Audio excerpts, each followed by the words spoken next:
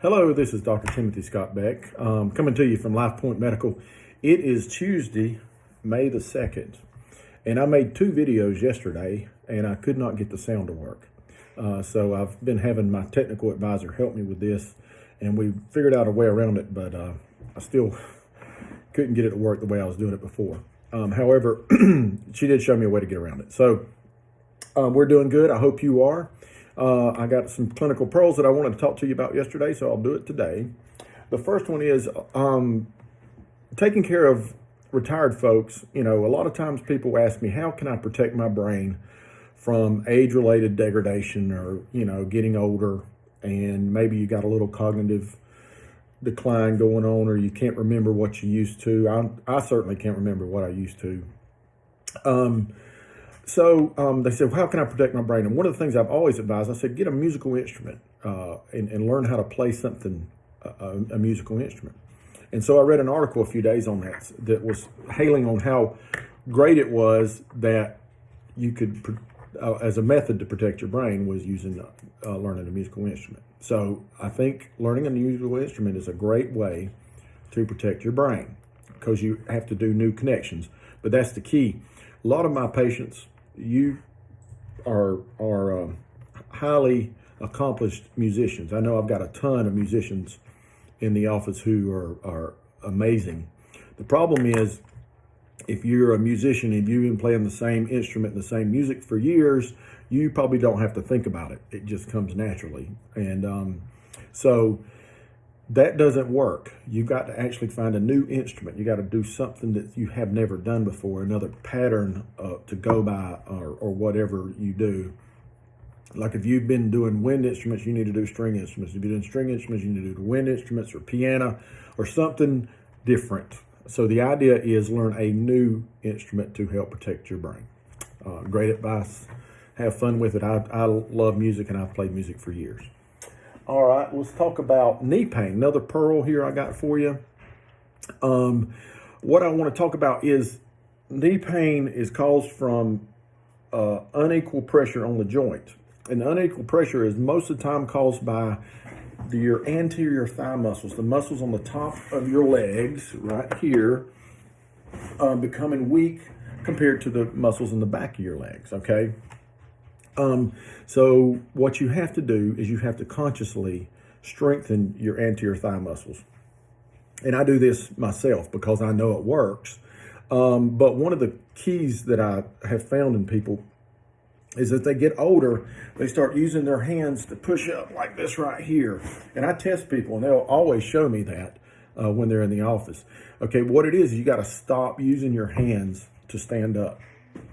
And you even can try just crossing your arms to stand up like this right here. Okay, and if you do that passively, over time you'll strengthen your anterior thigh muscles and it will decrease your chance of having knee pain, okay?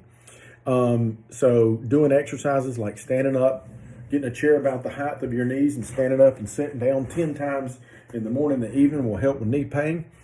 If you can't stand up without using your arms, that's a good goal. Get to where you can stand up without using your arms, and that'll definitely help you as you go forward. And one more note, I read a thing the other day, exercise and running, there's no data that shows that causes chronic knee pain, and it's actually the opposite. I see more knee pain from people who live sedentary lifestyles than I do from people who have active lifestyles. Now, if you're a marathon runner, I think that's a little bit different, but for the people like myself who exercise on a regular basis, but we're not overdoing it, and exercising for my health, it protects against knee pain. It doesn't cause knee pain. So, little pearl there. If you are having pain, we'd love to see you, talk about this. I can evaluate you.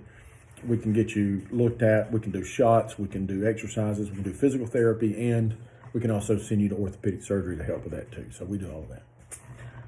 All right, let's talk about, so I typically don't like a lot of negative feedback, but it seems like we're getting more and more negative feedback from the chronic care management programs and the remote patient monitoring programs.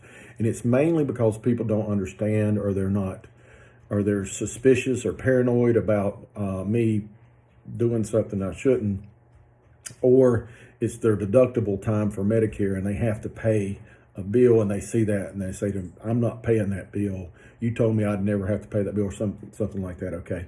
So first of all, if you're Medicare at the new year, most everybody has to pay their deductible. Okay. And there's no way around that. Number two, Medicare is promoting these programs. They're actually increasing the reimbursement for them because they're doing good. They're effective. And I'm glad they're effective, and I want to use them to help bring you the best care I can, but you've got to participate. And it is a voluntary participation, and I realize that they didn't call you and tell you. Medicare didn't say, hey, your doctor's going to be doing this new thing, you need to participate. But we're going to try to educate you on it a little bit more. Please note that we cannot make up codes and bill Medicare and they'll pay them for us. They do not do that. You can't bill Medicare for whatever Medicare says you can bill them for, and you got to have the codes and everything just right to be able to do that. And I've been playing this game, and it is a game, for about 20 years now. So anyway, just rest assured. I mean, we just want to help.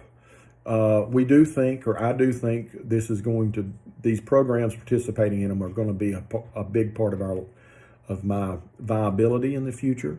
Okay, and the best thing we can do is participate and give you the best we can using those programs. Okay, and that's what we're trying to do, and it's going to help us stay viable, give you better services, more services, and get you looked after. Okay, so if you've got any question about us, let us know, but please don't punish us because you don't understand what these programs are.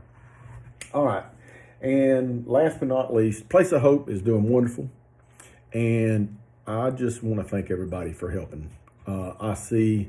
I go to the board meetings, we monitor who's giving and all that stuff, and I see people I know on there, and I'm always humbled by it, and I think that, wow, these people really are doing something for ourselves. And we have lots of people who are monthly givers who just give a little bit every month. And as a board member, and I can kind of sort of speak for other board members, we want to use that money for exactly what you send it there for. Okay, so I appreciate it. I thank you so much, and we are helping these children when they're under duress, and we're able to do that because of your help. So I really appreciate it. All right. Thank you so much for listening to my video. Sorry it was late. Maybe I can fix my technical problems. 706-782-0016 is our number. Remember, we don't like to go home till everybody who needs help has been seen. Okay, so if you feel like you're that person, give us a call so we can get you seen and get you taken care of. Thank you for listening.